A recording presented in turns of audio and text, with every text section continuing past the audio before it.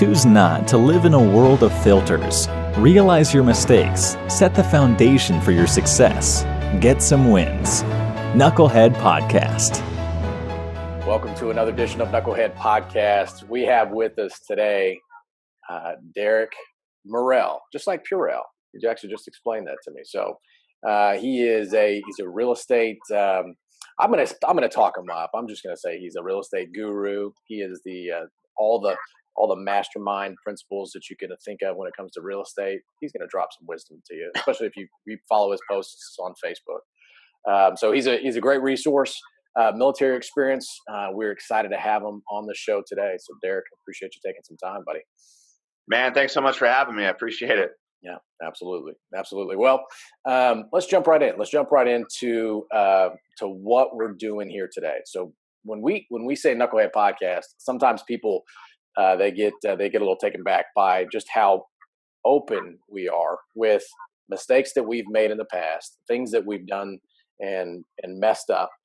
But we don't want to hide those mistakes. We actually want to extract some learning principles, some things that we can share with other folks, so we can either not take ourselves so seriously or laugh about some things and learn in the process and become better at what it is that we do. So that's the reason why we started this. We created a hashtag called Get Some Wins, and don't be beta about the process, because you can't get anything done if you're not willing to go out there and fail. And that is not beta, right? That is an alpha mindset. So that's the reason why we started it. So I'm interested, man. What are some things that you've learned in your experience? Maybe talk a little bit about what you're doing now and how you put yourself out there. Yeah. So, man, I'm a current real estate investor. I'm in Houston, Texas. I'm a full-time investor. I went full-time in September of 2014. So somehow I've survived, and I'm still breathing, and I'm still living. So that's a good thing. That is a good thing. Yeah, there was a storm recently in Houston, wasn't there? There was something Harvey. that happened. Yeah. Just a little storm, just flooded thousands and thousands of homes. Like the entire city. Goodness gracious. That was last year, last hurricane season, like right at September 1st-ish timeframe. Yep. Yeah, it was a pretty big deal here in Houston. Yeah, for sure. Absolutely. Everybody okay? Yeah, I mean, a lot of people displaced. You still have neighborhoods that haven't recovered. Yep. You had some neighborhoods, that they've been underwater multiple times, and you had neighborhoods that weren't in flood zones that flooded. You have neighborhoods that were in flood zones that didn't flood. It was kind of crazy. It was a very unique time frame. I bet. Well, now that I don't want to say that everybody's recovered from it, but there's been enough time that's passed to where the dust starts to settle a little bit. I mean, are people coming out of it okay, or what's the deal? Yeah, there's a lot of investors have jumped in. A lot of out of area investors have jumped in. You'll be surprised. And the flood houses is not my niche, man. I'll be honest with you. I can do stuff with them, but I'm not buying them personally for my company or anything. However, I could supply them. I can assign contracts and stuff. But here's the thing. I mean, there's some neighborhoods that here we are a year later, and people are buying those houses that have been remodeled almost at the same price they were a year ago, which is crazy. Wow. It just shows you. Yeah. I mean, Houston here, Harris County, Greater Houston, it's a massive, massive market, massive area, massive sprawl. You got a lot of course, oil and gas. It's like the mecca of oil and gas in the U.S. Tons of oil and gas headquarters here. So you have a lot of industry that's just bringing people here, and more people come in. And I mean, there's a lot of money in this market, and people, I don't know. I wouldn't want to move into a house I knew just flooded 3 times in the last 5 years, but that's just me. But some people, they buy flood insurance. They're cool with it.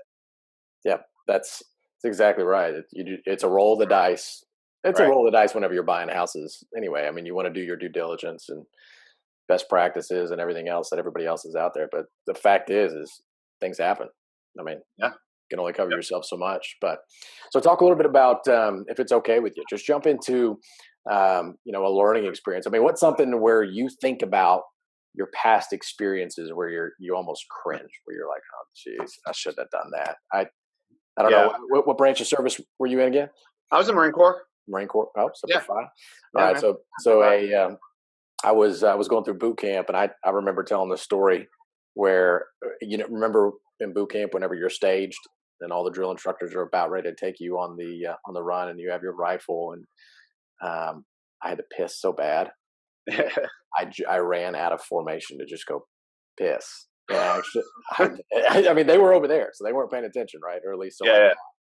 It didn't work out too well for me. I got my weapon taken from me by another drill instructor. I got slayed when we got back quarter deck, so it was bad. But those are the types of things that, whenever you're in a group of Marines, you don't want to tell them, hey, listen, you become a sergeant in 2 years, meritoriously promoted, but listen to what I was like 35 days into my tenure in the Marine Corps. I screwed up this bad. Or what are some things that you have in your experience that you like almost cringe, where you're like, I don't know if I want to tell somebody that, but it can help. Yeah. I mean, I got one where, I got my teeth kicked in. So I'm in real estate. I've been, like I was saying, full-time since 2014. So imagine I left a government job. I was a special agent in the U.S. government, federal law enforcement.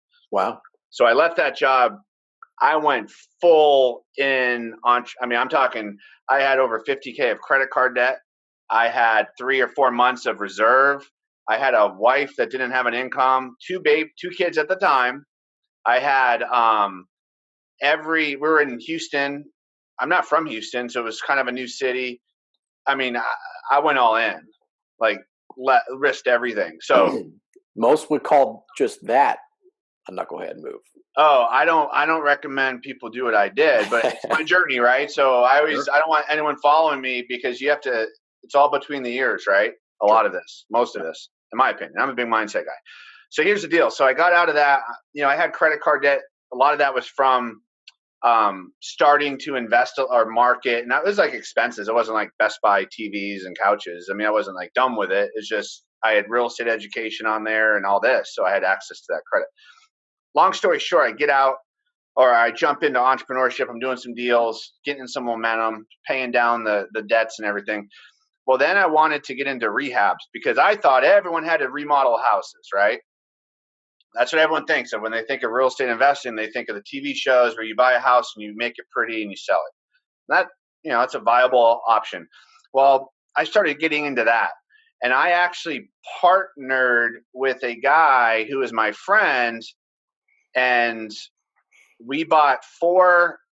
Here's the deal. I was going to bring the money with my private lenders. I was going to structure the deal, kind of the front end of it, but he loved doing the contractor work, right? He had some crews. He was going to take care of the back end of it, or the side of it, right? So I'm like, this is a match made in heaven. We're going to ride into the sunset, make a bunch of money. So I go to do my thing. 1, 2, 3, 4 flips, 4 rehabs I buy. And then he started to take care of the construction and all that. Well, a few months go by, there's delays. Okay, a few more months go by. Now I'm paying my lenders every month for the money that I owe them for interest and all that. Well, then we started finding out that money was disappearing. And so I'd question this guy about it. Well, where'd the money go? And at first he would blame the contractors that he hired. He would say, yeah, this contractor, man, this idiot contractor ran off with the money. So I'm like, okay, so-and-so. I'm like, okay, Steven, let's go after the contractor. Show me the checks, the bank stubs, the whatever you paid him, however you paid him. And the guy said, oh, I paid him in cash, which is a huge red flag. Oh my gosh. Remember, I had 4 deals at the same time, all of these anomalies happening. Huh. So fast forward a little bit, and now I realize he's stealing money. But here's the deal.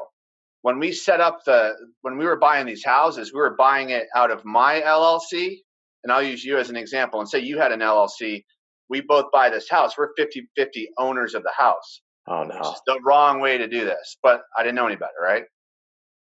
So now I'm married to this guy, and I'm throwing thousands and thousands and thousands and thousands of dollars down the toilet. Eventually, I got him to deed me his interest. So I got ownership of the problem, right? Yes. So now so imagine these lenders, say I buy a house for, $50,000, and let's say it needs 30 or 40,000 in repairs. Well, that 30 or 40,000 in repairs comes to me in draws. So in other words, we're supposed to fix a little bit of the house, say 5, 6, 7K, and then we go to our lender. Hey, lender, we put in the sheetrock and the this and the that, and then they give us the money. Pay that off, right? Exactly.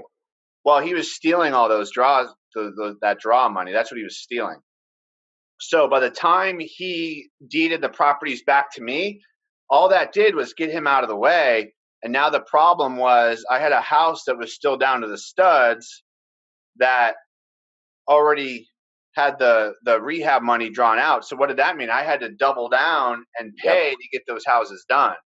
As I'm paying interest, as I'm having to refi these lenders because notes are coming due, it was a mess. I mean, my life was it was tough, very, very difficult. And I stopped counting after about 60 to 70K of how much I lost. I stopped counting, man. So I'm thinking it could be closer to 100. My whole world. This is. This is an incredible story, but I've got to stop you here, and here's why. At what point did you connect the dots on who was doing that to you? You said you started this story by saying it was a friend. And when did you connect the dots, and then what did that do to you and your ability to assess somebody else going forward? Well, so yeah, he was a friend. He was the first investor I met. When I first started, I was brand new and I had a little deal and I assigned it. Well, he was the investor that bought my first deal back in 2013. So I knew this guy, right? And he comes across as super nice, all this stuff. And I'm pretty discerning, I thought, right? I mean, this one challenged me, obviously. Yeah. So when we did these deals, it was a few months in that I'd say 3 or 4 months is when I really started to question it, which I should have, knowing what I know now, I would have done totally different setup in that situation. But it was a few months in. Totally different setup to protect the backside, or not go forward at all when you started to get that I would have structured it differently. So let's say let's say you came to me and said, hey man, like we're going to do these deals and we want to do them.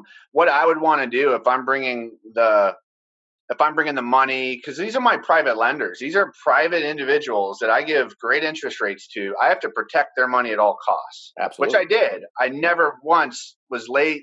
Not one penny was missed from my lenders.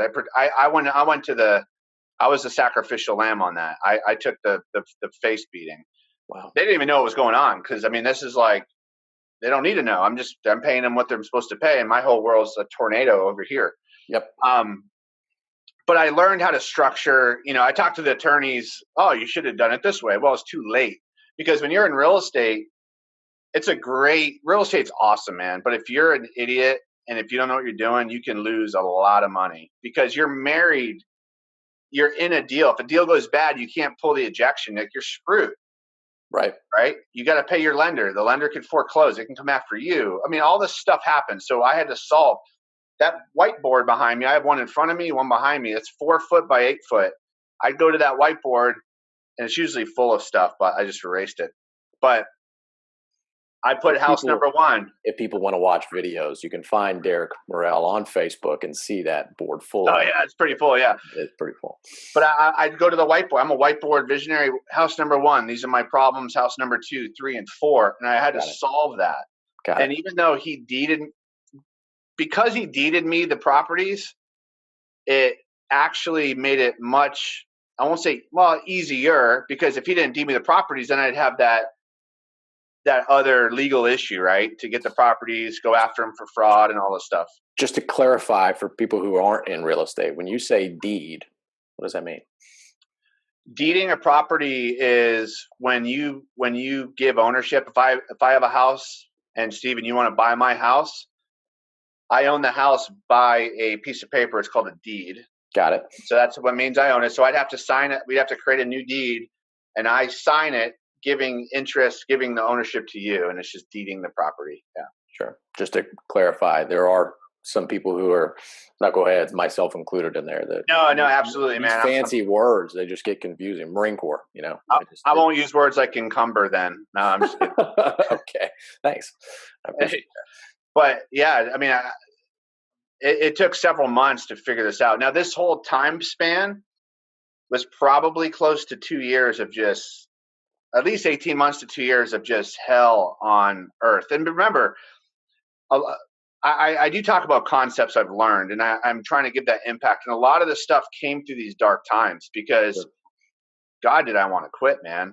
And I had to figure out, like, what is that driving force within me not to quit and not to, I mean, I risked everything. I burned my boats. I didn't have, my wife doesn't have a W-2 job where she's making $100K where I can go, okay, that sucks, but we can still, afford stuff. So I was wounded, and I had the concept. This is why entrepreneurs quit, is because when all that's happening to me, that whole headache, all my energy and my mental energy, just the stress, the pain.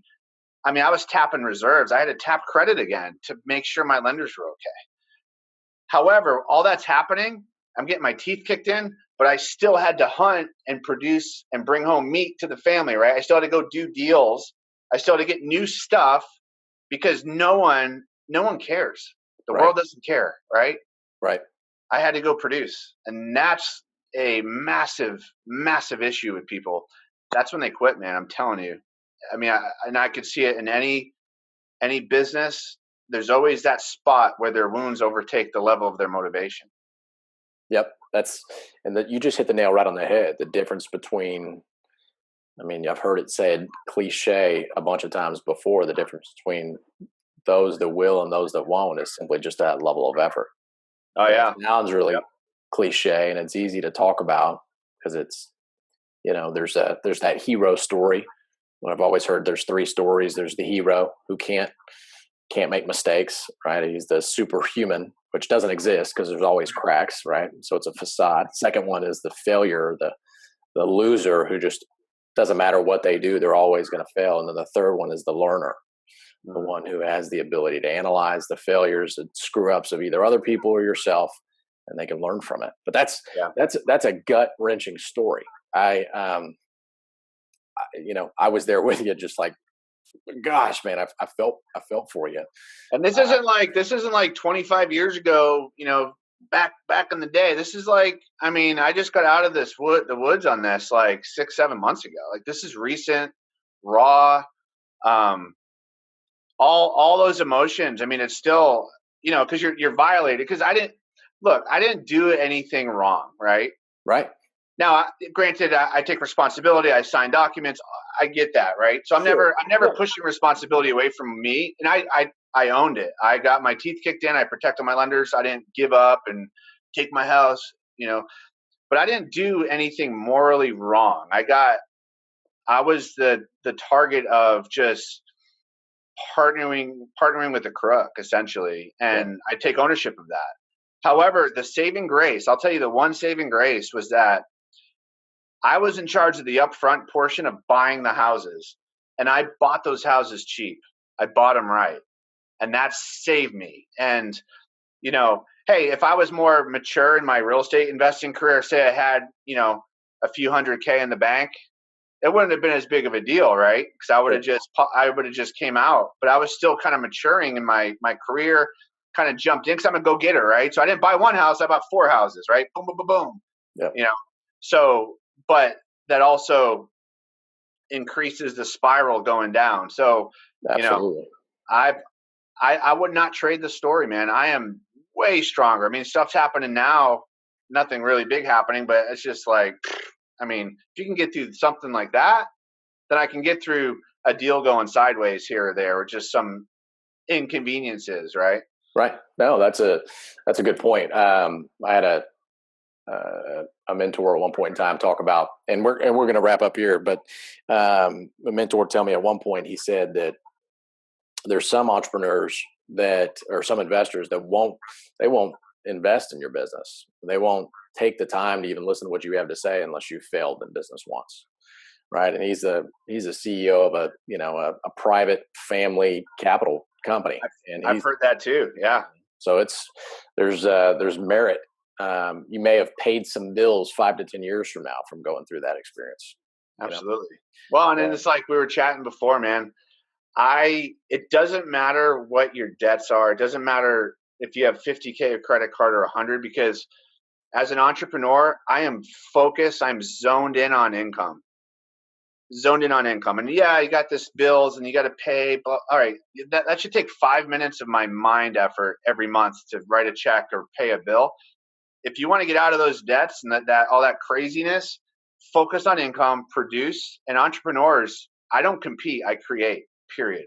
And if I'm in my mode of influence and I'm creating, I just focus on income. And if you make enough income, guess what? Everything else kind of falls into place, doesn't it? So absolutely. Yeah, absolutely. Well, that process that you just described, we summarize that as don't be beta, because that is a process, right? And that process of entrepreneurship is embracing all that gobbledygook that will stop somebody in the business plan phase, right? Mm-hmm. All the reasons why they should stop, all the things that are reinforcing why they should not do something. That's all the reason why you can't be beta about the process. You will shirk away. You will shirk responsibility. You will, come back with your hat in your hands to your investors in that scenario if you succumb to it. So, and I only say that because I've done that. I know that feeling, and I know that pride swallowing process, and then it also develops the gumption and the drive to move forward whenever you're faced with those similar circumstances again, knowing, hey man, I'm going to get past it this time. Absolutely, man. It's like training in the military. Why do you go through the stupid stuff we go through at boot camp or you train? It's because when it's introduced again, when it really happens, you've already went through it. Oh, I got through that. And it's just, it's repetitive. It's, it doesn't mean everything's going to be cotton candy and bubble gum moving forward. It just means that I got through some stuff. I'm mature. So I'm a little bit more mature now. And I hope in 5 years from now, I'll be much more mature. Hopefully I don't have to go through much of stuff, but it's a process. And if you dream big and go after stuff, you're going to have some bumps. And I mean, it's never going to be 100% smooth, period. That's awesome. Well, I've got just this one last thing. We're right up against it. How can people find you? How do people know how to get in touch with the Derek in Houston, the real estate mogul that is you? Two ways. Facebook is Derek Murrell, DerekMurrell. Easy to find there.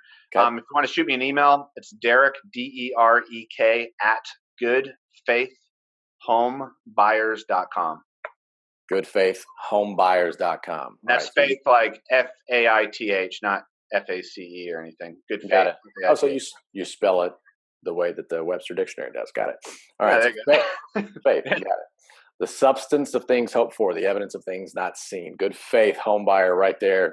Derek Murrell. Derek, I appreciate you sharing that story. Last parting thought, words of wisdom that you can share with somebody who's about ready to enter that business relationship, and any lessons that you want to share with them. Maybe one quick lesson that you wanted to share with them.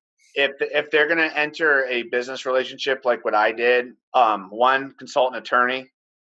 And here's how you deal with attorneys. And you can consult multiple attorneys. You don't ask the attorney what to do.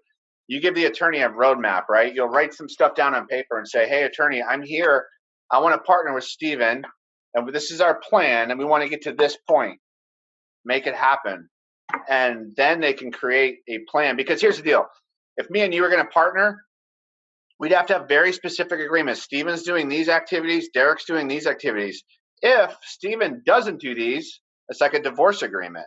Yeah. If Derek doesn't do these things, this agreement does X, or maybe we're 50-50 and now you don't get anything.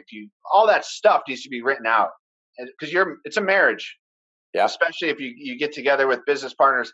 I'm not a big partner guy, but if I'm not saying there's not deals to do, but just consult an attorney and be wise. Pay the couple $100 for a consultation fee, whatever it is.